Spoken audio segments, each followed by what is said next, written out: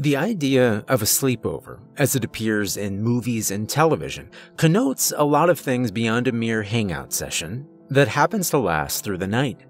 Most of us have seen in movies and TV shows or experienced in real life all sorts of debauchery on those occasions. Middle schoolers sharing their first illicitly obtained alcohol or watching movies their parents would never let them see, or high schoolers gossiping about crushes, engaging in raunchy party games, or doing much more.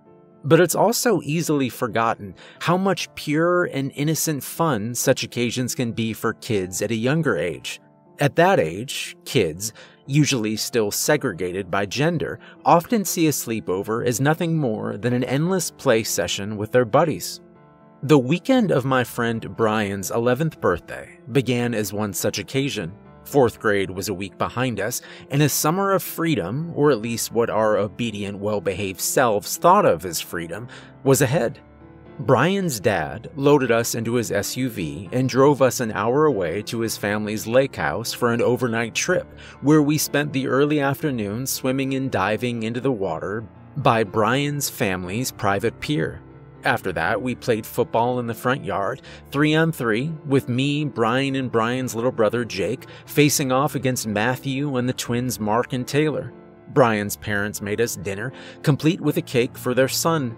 Afterwards, we sat around and watched the new DVD release of The Lord of the Rings: The Two Towers. As the credits rolled, Brian's dad told us he was going to bed, he's an early riser, and requested we retreat upstairs. The upstairs of the lake house consisted of a hallway with a large bedroom on one side and a bathroom and locked room marked under construction on the other.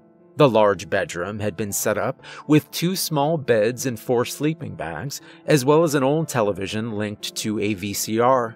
It was only 9 p.m., admittedly not too far off from when many of us typically went to sleep.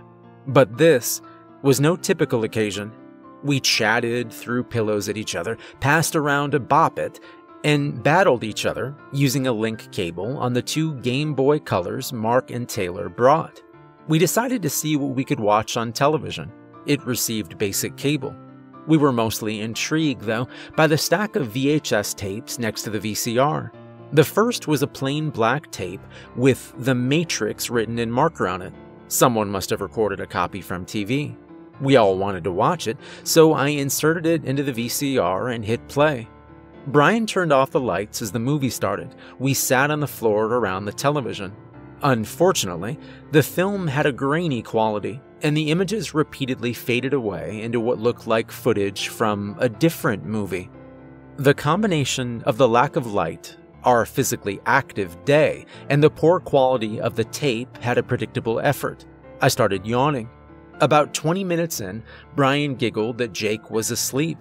I turned to look, and indeed, Jake had descended into slumber in his sleeping bag, understandably so since he was 3 years younger than the rest of us and accustomed to an even earlier bedtime. I paid little attention. I hadn't seen the movie before and was absorbed by it, even if it was captured in poor quality. Unfortunately for me, though, the image problems worsened as the movie progressed. About 45 minutes in, both the visuals and the audio were entirely overtaken by what looked like the other movie over which it had been recorded. "Boo," said Brian. "Jake probably did this. He messes up everything." "Don't blame Jake," I said. Having been subjected to more than my share of petty bullying by my own other brother, I never liked the way Brian picked on Jake. "What is it that we're watching?" asked Taylor. "Looks like some kind of horror movie," said Mark. "I'll turn it off," I said, hopping to my feet. "No," said Matthew. "Let's keep it on, at least for a few minutes." I sighed. I didn't like scary movies, but I watched anyway. The movie showed teenagers of around high school age sitting around a campfire on a beach. One was telling a ghost story to the others. He described to them a demon with the name Endormi that had long fingers and the body of a heavily decomposed corpse. According to legend, it was the spirit of a condemned man thrown into the sea who never found a proper resting place. The loneliness drove the spirit mad, and it craves for others to take into the depths with it, to join it in its restless, perpetual sleep. A sudden shriek from within the room startled me. Brian had poured a cup of cold water on his little brother, waking him. "Stop that," Jake said, red in the face. Mark and Taylor laughed. "Cut it out, Brian," I said. "What are you gonna do about it?" Brian asked. "It's my birthday. I can do what I want." I just don't like it when you treat Jake like that," I said. Brian lunged at me.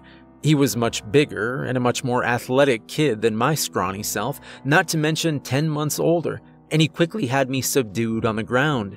"Stop that," said Matthew. "I'm trying to watch the movie." Matt and Taylor pried Brian off of me, who went back to his previous position. I decided not to escalate. Brian would just humiliate me again if I kept arguing with him, so I quieted down and returned to the movie. The teenager in the movie was still discussing the Endormi demon. It would be awakened when someone near a body of water spoke its name. It lurked in the water and generally took its victims by reaching out and grabbing them. However, sometimes it would emerge and take its victims from the land. When it did this, it crept up to those who had blasphemed against it by using its name the next time they were asleep, lifted them, and carried them back into the water to join him. "Oh, scary," said another of the teens in the movie as he laughed in response to the story. "The Endormi demon is going to come get me. I'm so scared," he said mockingly. "There's no such thing as a monster like that," said a girl holding his hand. "Did you hear that?" she said into the sea. "Mr. Endormi, you're not real." The Endormi demon's gonna get you, Jake," taunted Brian, back in the real world, who noticed his little brother growing pale. "I know that the Endormi demon's not a real thing," Jake whimpered. I wanted to turn the movie off, for my sake and for Jake's. The characters in the movie retreated to their tents to go to sleep, and finally, the scary part of the movie began. The camera took on a POV shot of something emerging from the water and approaching the campsite. It walked into the tent with the now sleeping couple and then reached out with 2 brown arms of bone covered by murky algae and decomposed flesh. Next, it picked them up and carried them back into the water. The camera work carefully kept most of the assailant's image concealed, presumably saving the makeup work done on the monster for a visual reveal later in the movie. Upon making contact with the water, the teens both awoke and started to scream, but they only had a brief moment to make a gargling sound before they disappeared. "That's enough," I said. I turned the movie off, causing the television to revert to its basic cable mode. I'm not a spoilsport normally, but I knew we'd provided too much nightmare fuel for Jake already. But I also didn't want to single him out as the reason I was unilaterally cutting the movie short. "What? Why?" asked Brian. "I think it's boring," I said.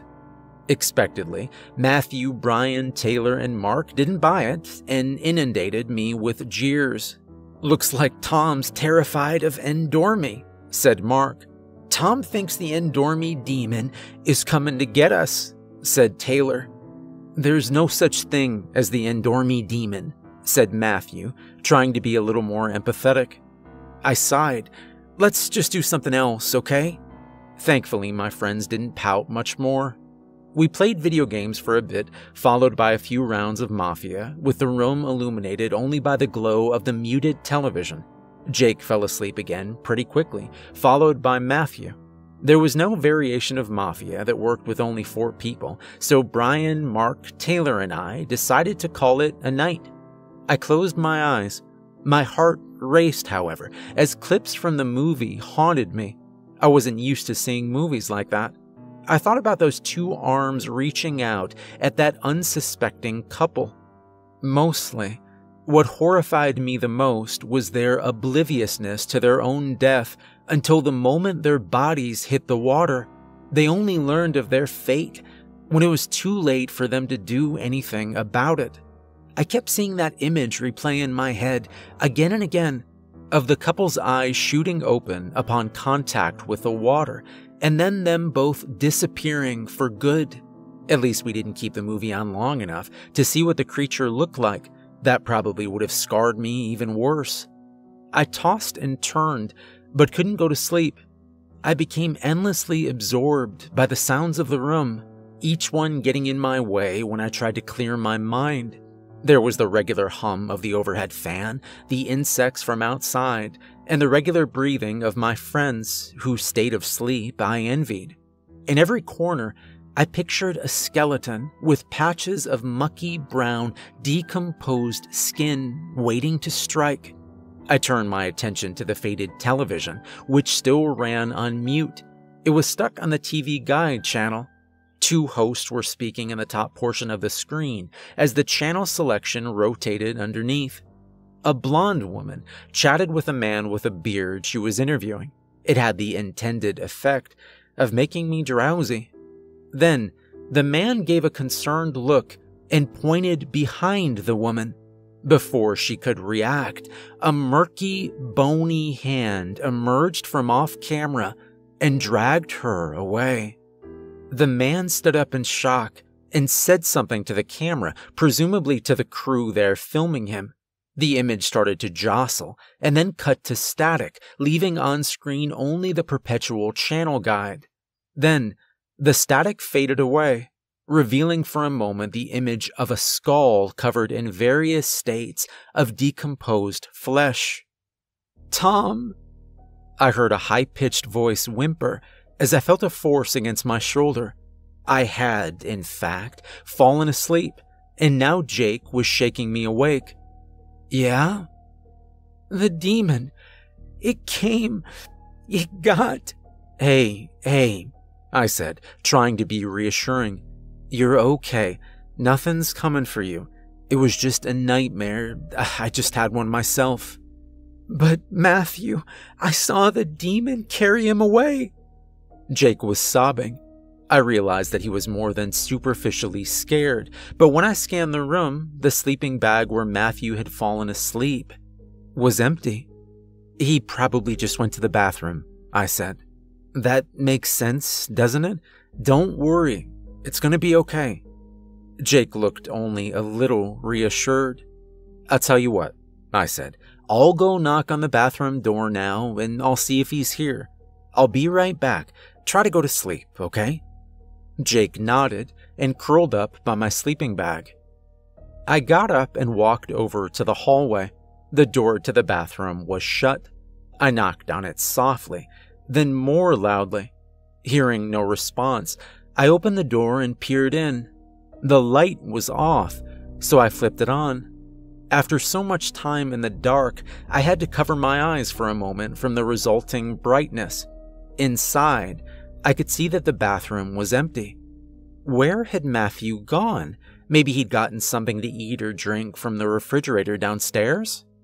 I crept to the main floor, reaching my hand out in front of me so I could feel my way around in the darkness. "Matthew?"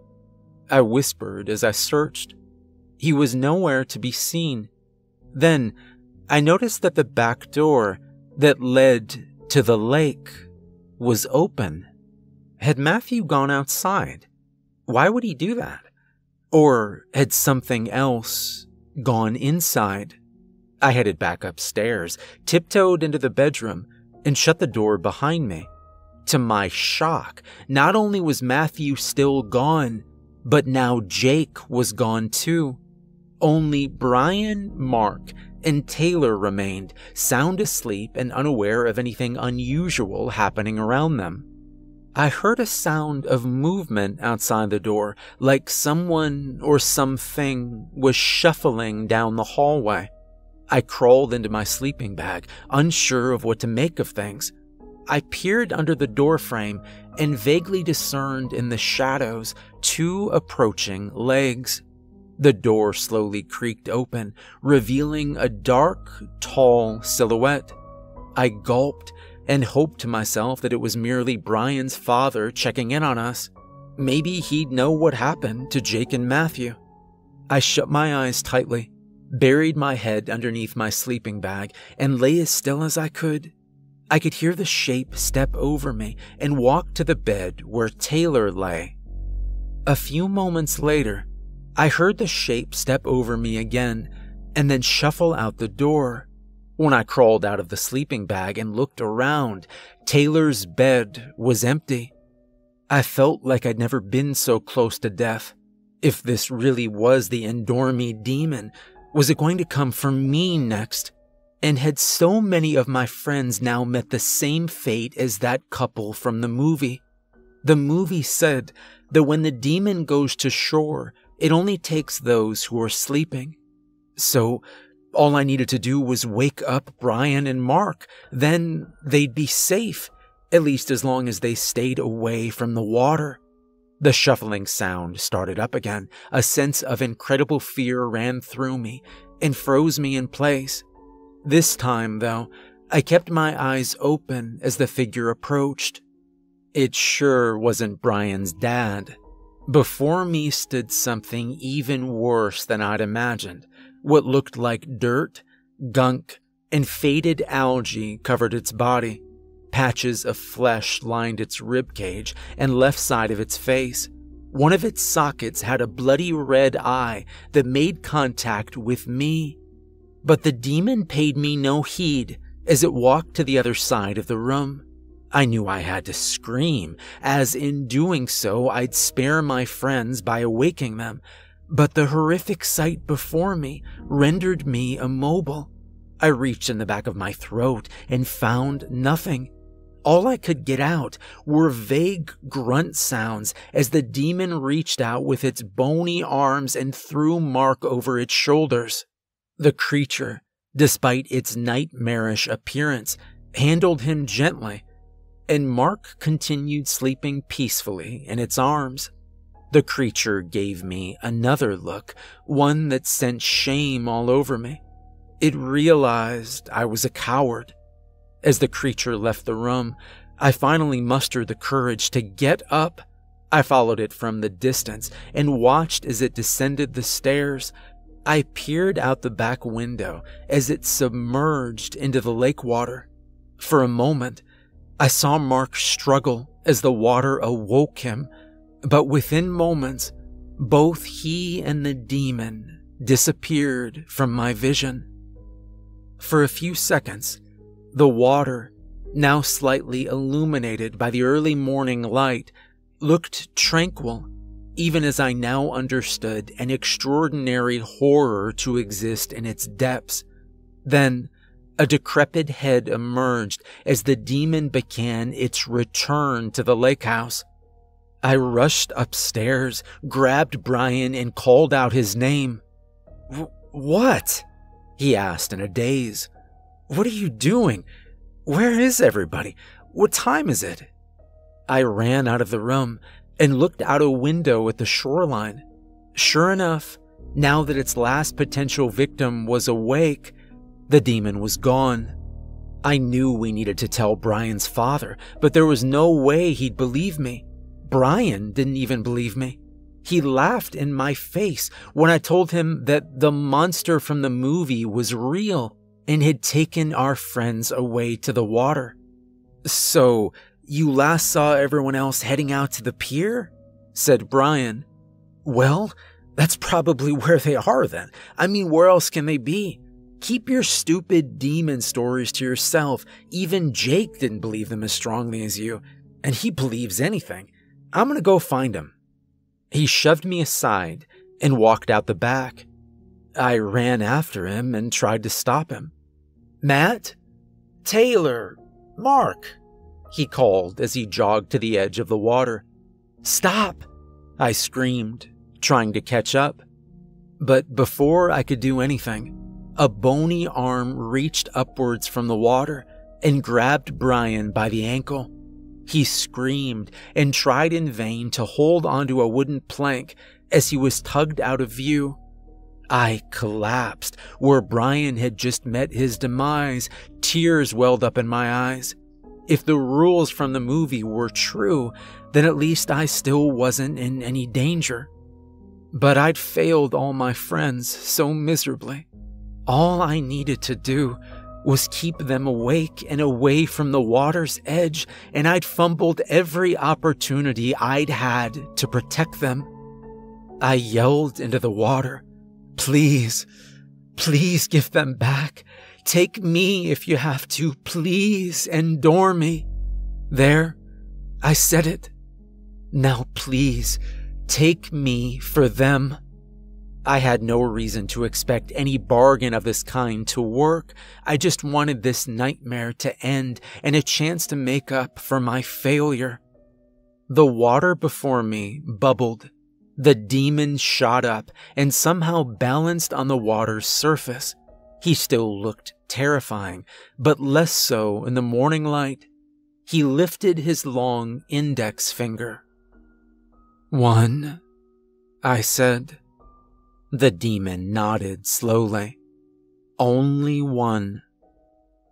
A few minutes later, as I would later learn, Brian's father awoke to find his house abandoned. He heard noise outside and found in the grass his youngest son unconscious and barely breathing in soaked night clothes. At the end of the pier, he saw something pulling me into the water. After allowing the demon to take me, I remember suddenly feeling like the object of a tug-of-war game, one that Brian's father somehow won. He pulled me back and dragged me away from the shore. The police asked me and Jake endlessly about our 4 missing friends and what had happened that night, but we both knew better than to share the name of the entity who took them away. I'll never know what movie we were watching or why a copy of it existed at the lake house. If you find a copy, destroy it. And whatever you do, never speak out loud the name of the demon within it. Jake is off the hook, but it is still coming for me. I did make a deal, after all. I've been in psychiatric care at a location further inland for several years now. I set an alarm to make sure I never sleep for more than 2 hours at a time. I slept through it once, and when I opened my eyes, I caught a quick glimpse of a decrepit pair of bony arms reaching out to me before they faded away. I followed the progress of a new pond that has been built near the entrance of my facility. It's been filled with water for 5 days, and I'm not sure how much longer I can stay awake.